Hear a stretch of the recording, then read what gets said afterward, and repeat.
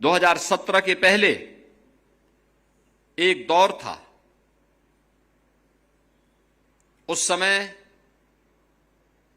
ये हर बेटी, हर बहन और हर माता की जबान पर एक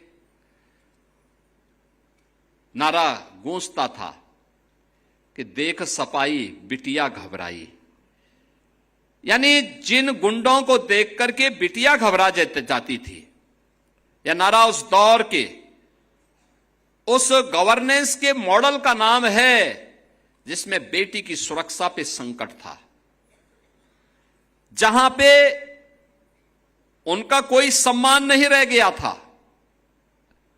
और स्वावलंबन की बात ही कहां, जब सुरक्षा नहीं, सम्मान नहीं, तो स्वावलंबन कहां से? न कोई इंटीग्रेटेड हेल्पलाइन थी, न कोई कमांड सेंटर था, न सीसीटीवी का नेटवर्क था, न महिला बीट सिस्टम था, न महिला हेल्प डेस्क। पेंशन और छात्रवृत्ति बिचौलिए तय करते थे और पुष्टाहार पर माफिया का कंट्रोल था।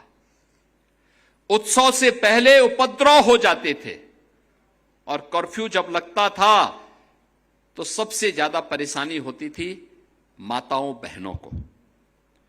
Land mafia, sand mafia, one mafia, पशु माफिया, नकल माफिया, ये प्रदेश की पहचान थी। माफिया सिंडिकेट की सत्ता प्रदेश की सत्ता के समानांतर चलती थी। और बुंदेलखंड में हम जाते थे, पूरी जिंदगी माताओं और बहनों की मटका में पानी ढोते ढोते व्यतीत हो जाती थी। गरीब परिवारों के घर में शौचालय नहीं थे। माताएं, बहनें, बेटियां अंधेरा होने का इंतजार करती थी। उस दौर की बेटी के सामने सुरक्षा नहीं थी, किस्मत का वो इंतजार करती थी। निराश्रित महिला पेंशन, वृद्धावस्था पेंशन, छात्रवृत्ति, हर योजना में कमीशन की काली साया मंडराती थी। मुद्रा योजना का पैसा हो या पुष्टाहार का बजट, ये सब रास्ते से ही गायब हो जाते थे। गरीब की बहू बेटी अपने आप को सुरक्षित महसूस करती थी।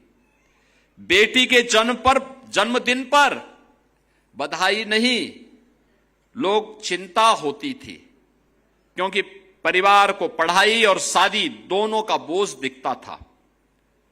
और जहां पे बेटी सुरक्षित नहीं, जहां उसका सम्मान नहीं, कहां से स्वावलंबन होता है? परिणाम था पूरे यूपी के अंदर मात्र 12% बेटियां ऐसी थी जो अपने पैरों पर खड़े होकर के कहीं काम धाम करने के लायक हो पाती थी। नकल एक उद्योग बन चुका था और विपरीत परिस्थितियों के बावजूद मेधावी बेटी मेहनत करती थी। डिग्री पैसे वाला खरीद लेता था, यानी मेहनत बेटी की होती थी, लेकिन उसकी डिग्री कोई माफिया खरीद करके उसकी नीलामी कर देता था। नौजवान, व्यापारी और कारीगर सब पलायन करने के लिए मजबूर थे। बेटी सिर्फ बस पकड़ने से नहीं, सपना देखने से डरती थी। आप उसे एक भावना के तौर पे न देखें, उसे केवल हम इन्हें माने कि एक होती थी, बल्कि वह एक पूरे अर्थशास्त्र के रूप में भी अगर आप उसको देखें, जब आधी आबादी घर पर बैठ जाएगी, उत्तर प्रदेश को बीमारू होना ही था।